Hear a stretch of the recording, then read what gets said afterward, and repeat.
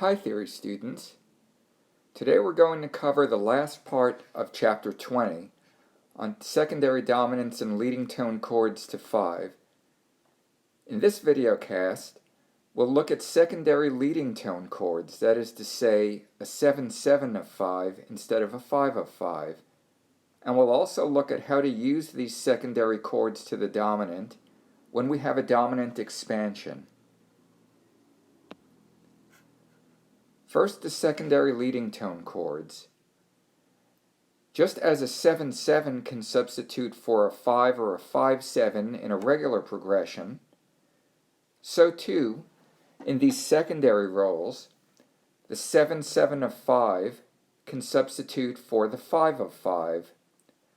Most of the time we're talking about a 7/7 of 5 as in a fully diminished chord, as opposed to the half-diminished chords or the leading tone triads, which are much less common.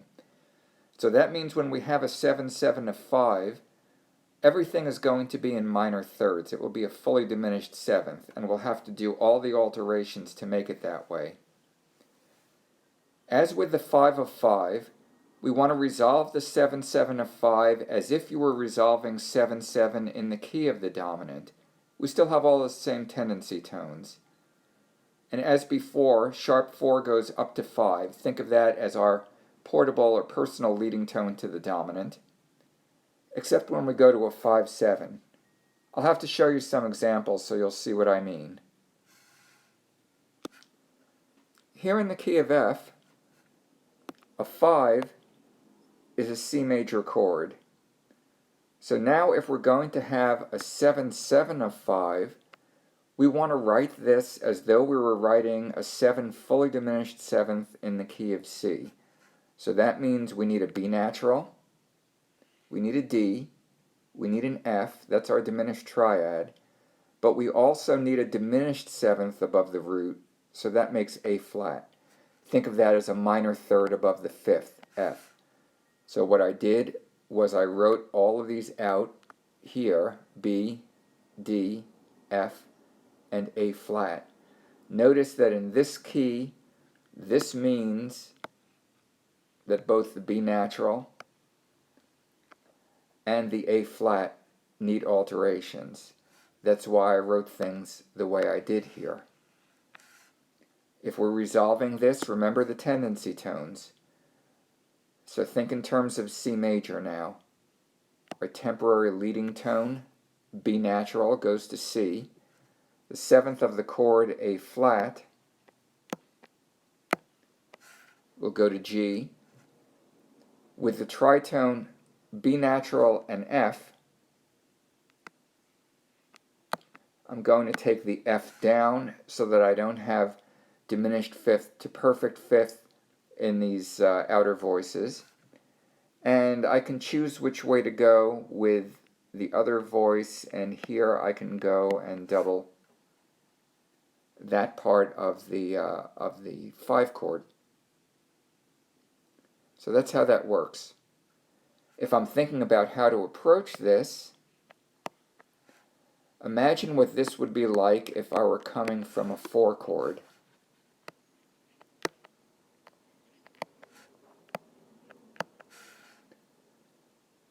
Okay, and notice that these voices stay.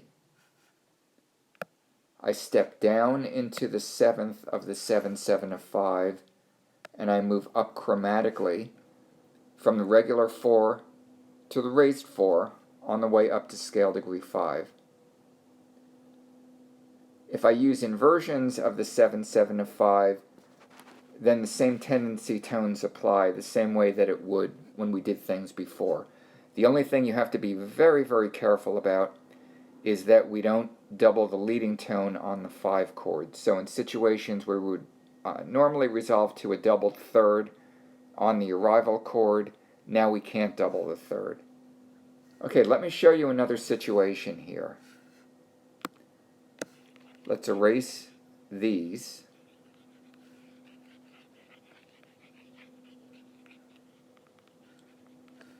And let's imagine that we're going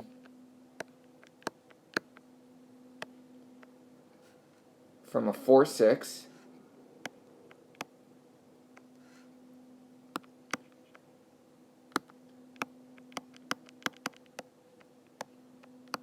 to a 7/6/5 of 5,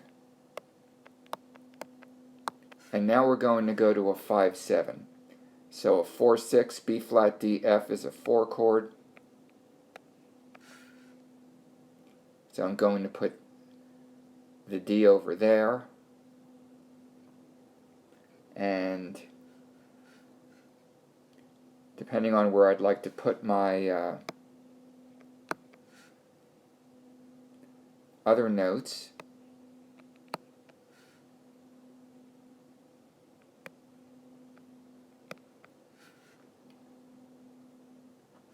so the voice leading works as it did before. Remember that the 7/7 of 5 was B, D, F, and A flat.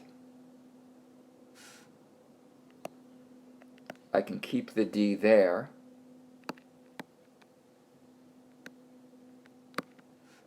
I'm going to go B natural and A flat here.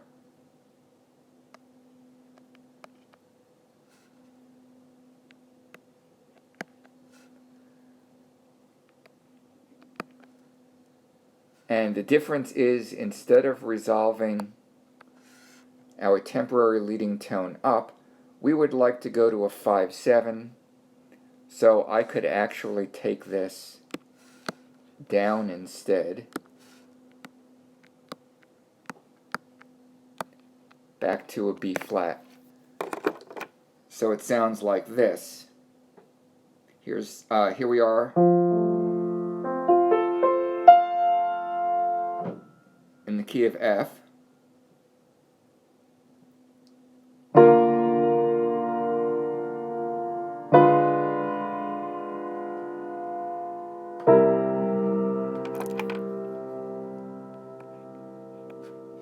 With a flat there, of course. If I just went to a regular 5,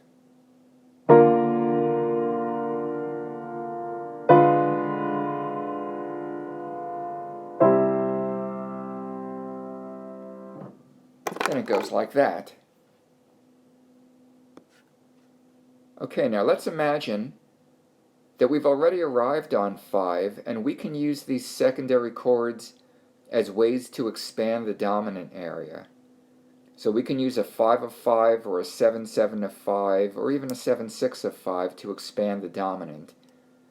This means that we move from one dominant to another and simply use this chord in between as part of that expansion. Let's see how this works. So here we are in the key of A, and I'm on a 5 chord, which is an E chord.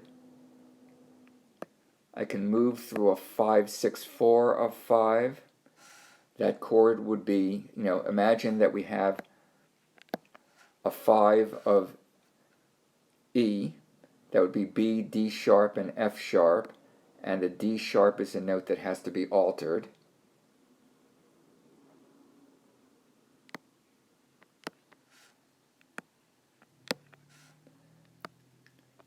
We often have a voice exchange here.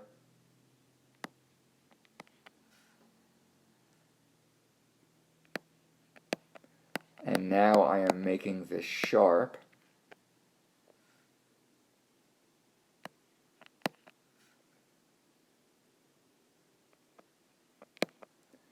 And the B stays throughout. So here in the key of A,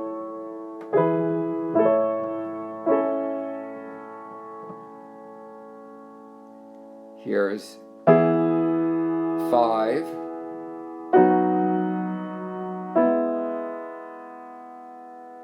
and we've expanded that.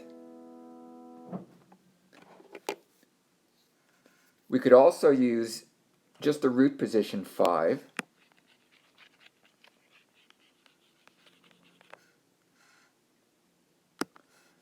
So for instance, if I just wanted a plain old 5 of 5, go back to a 5 over here.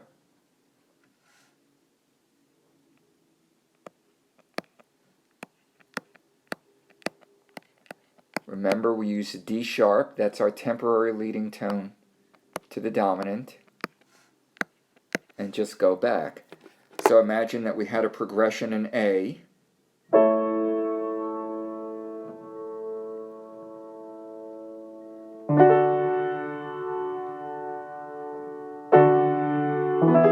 There's our 5.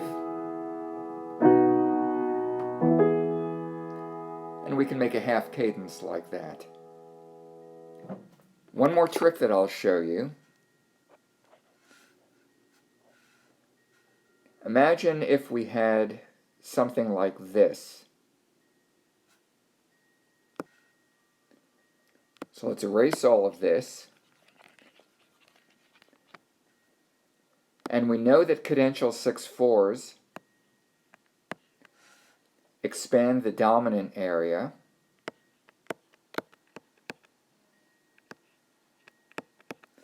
Only now I am going to put something in between.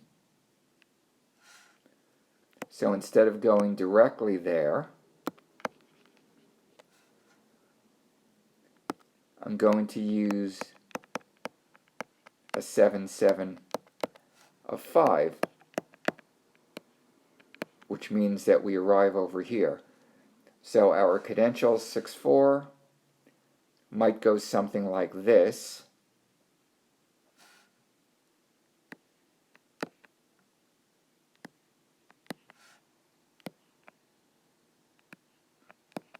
After all, that's our A major chord with E in the bass. And what notes do I want here?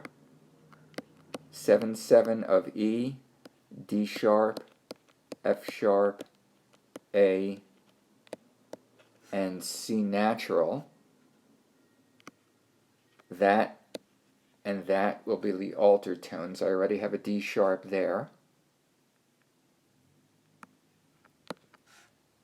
A, F sharp, C natural, and a 7/7 of 5, the temporary leading tone goes up, the 7th of the chord goes down, and these go to the notes of the 5 chord. So imagine in the key of A, if we were on a 4 chord, and now cadential 6/4, 7/7 of 5, 5, which makes a nice half cadence. So this whole thing would be an expansion